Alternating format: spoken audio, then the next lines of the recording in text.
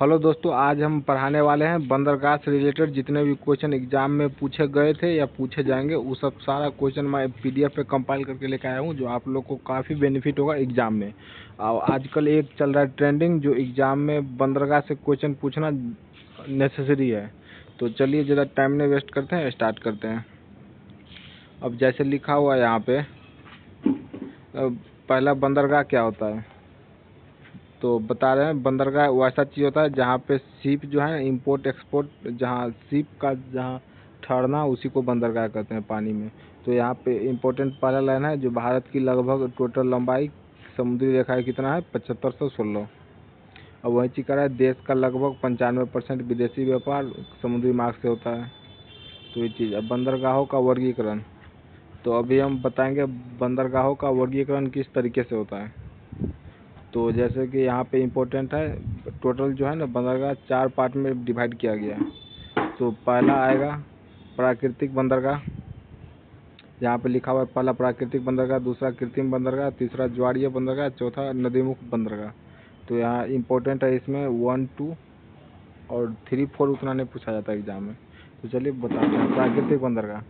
तो प्राकृतिक बंदरगाह उसे कहते हैं जो नेचुरल बनाया गया हो, नेचर के द्वारा, उसे कहते हैं प्राकृतिक बंदरगाह। 2 नंबर पे कृत्रिम बंदरगाह, तो ऐसा जो मानव के द्वारा तैयार किया जाता है उसी कहते हैं कृत्रिम बंदरगाह। 3 नंबर पे आता है ज्वारीय बंदरगाह, जो ज्वार भाटा से उत्पन्न हुआ हो या वैसा क्षेत्र जहाँ पे ज्वार भाटा की वजह से शिप का आगमन हो, उसी को कहते हैं ज्वारीय बंदरगाह। चौथा दिया हुआ है नदीमुख बंदरगाह, ये नदियाँ के मुहाने पर स्थित होते हैं, यहाँ गहरा जल सुरक्षा और व्यापार के लिए अनुकूल परिस्थितियाँ मिलती है।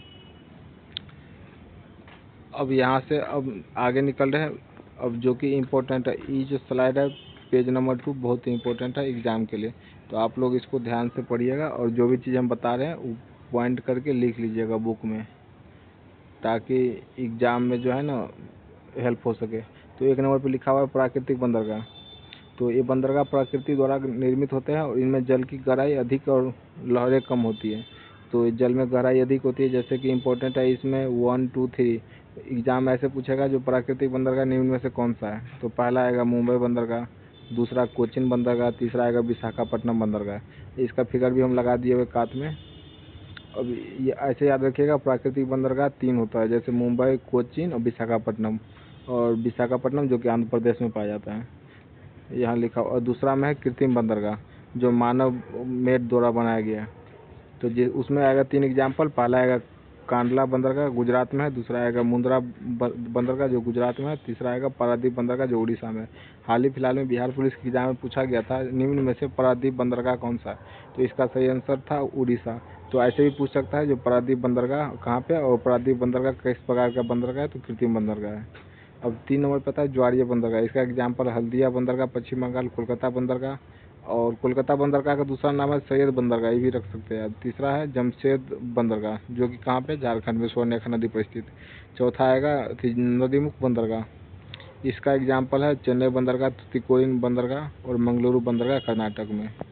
तो ये सब चीज़ें। अब देखिए नीचे लिखा हुआ है कि प्राकृतिक रूप से सुरक्षित एवं गहरे जल वाले कम लागत बंदरगाह को क्या कहते हैं, प्राकृतिक बंदरगाह। और कम लागत में निर्माण एवं रख रखाव बड़े जहाज़ों के लिए उपयुक्त। अच्छा एक चीज़ बताओ, बड़े जहाज़ जो है ना कहाँ के लैंडिंग करता है अपना, तो प्राकृतिक बंदरगाह उसके लिए कंफर्टेबल ज़्यादा होता है, वहाँ पानी का लेवल बहुत नीचे तक रहता है, तो उससे कोई दिक्कत नहीं होता है जहाज़ को। तो इसीलिए यहाँ बताया गया, जैसे मानव युक्त निर्मित इसको बोला गया कृत्रिम बंदरगाह, ये सब सारा चीज़ें। अब यहाँ पे इम्पोर्टेंट है, जैसे यहाँ पे नीचे कुछ इंपॉर्टेंट दिया वो भी बता दे रहे हैं। जैसे भारत में टोटल कितने प्रमुख बंदरगाह है, 12।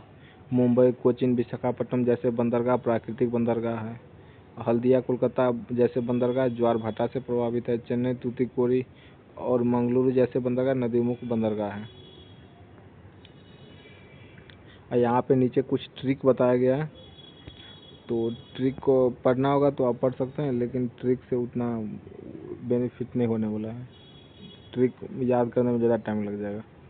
तो चलिए अब आगे देख लेते हैं। जैसे इम्पोर्टेंट यहाँ पे हम क्या किए, इम्पोर्टेंट पॉइंट भी लिख दिए, ठीक, जैसे जो बीपीएससी में पूछने वाला है या फिर पूछा गया था। और इसके अलावा हमने 20 क्वेश्चन यहाँ पे रखा हुआ है, आप क्वेश्चन आप देखिए मत, और इसका जो है ना जवाब अपने तरीके से दीजिए। अगर सही सही सबका जवाब दे रहे हैं तो इसका मतलब आपका तैयारी सही है, जो सीखने को मिला कुछ वीडियो से। तो चलिए स्टार्ट करते हैं। जैसे कि पहला क्वेश्चन पूछा गया कि भारत का सबसे बड़ा कंटेनर बंदरगाह, जहाँ सबसे ज़्यादा कंटेनर और बड़ा बड़ा कंटेनर आता है, उसका नाम क्या है? JNPT। तो और दूसरा लिखा हुआ है सबसे बड़ा प्राकृतिक बंदरगाह। सबसे बड़ा प्राकृतिक बंदरगाह क्या है? मुंबई। ये भी इम्पोर्टेंट है। कांडला बंदरगाह किस राज्य में है? तो गुजरात में। चेन्नई बंदरगाह कृत्रिम, चेन्नई बंदरगाह कैसा है? तो कृत्रिम प्रकार का बंदरगाह। विशाखापट्टनम किस राज्य में है? तो आंध्र प्रदेश में। अब मैंने ABCD के बजाय सीधे इसका आंसर लगा दिया, इसलिए ताकि टाइम ज़्यादा जो है ना वेस्ट नहीं हो, और कम टाइम में अच्छा चीज़ गेन कर जाए आप लोग। तो लिखा हुआ कि सागरमाला परियोजना किससे संबंधित है? सागरमाला परियोजना जो है ना बंदरगाह से रिलेटेड है वो। तो ये चीज़ है। जैसे लिखा हुआ है मार्मुगाओ बंदरगाह कहाँ पे है? गोवा में। पारादीप बंदरगाह उड़ीसा में, इंपॉर्टेंट है VVI। कोचीन बंदरगाह केरल में। JNPT कहाँ स्थित है? नवी मुंबई में।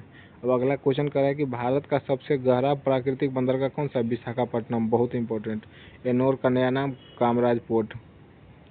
कोलकाता बंदरगाह किस नदी पे? हुगली नदी पे। दीनदयाल पोर्ट का पुराना नाम कांडला बंदरगाह। पोर्ट ब्लेयर कहाँ स्थित है? अंडमान निकोबार। न्यू मंगलेरू बंदरगाह कहाँ स्थित है? कर्नाटक में। भारत का corporate port Kamaraj port. Tuticorin कहाँ है? BO Chidambaranar port. भारत के प्रमुख कितने बंदरगाह है? 13। बंदरगाह आधारित विकास कार्यक्रम को सागरमाला प्रोजेक्ट कहते हैं। और छोटे बंदरगाह पे इस सब पे कंट्रोल रहता है किसका? स्टेट का। और बड़ा बंदरगाह इस सब पे सेंट्रल का कंट्रोल, गवर्नमेंट का। अब वहीं नीचे कुछ लिखा हुआ है BPSC का एग्जाम क्विक रिवीजन, जो कि सबसे बड़ा प्राकृतिक बंदरगाह मुंबई, सबसे बड़ा कंटेनर पोर्ट JNPT, सबसे बड़ा गहरा प्राकृतिक पोर्ट विशाखापट्टनम, कृत्रिम बंदरगाह चेन्नई में है।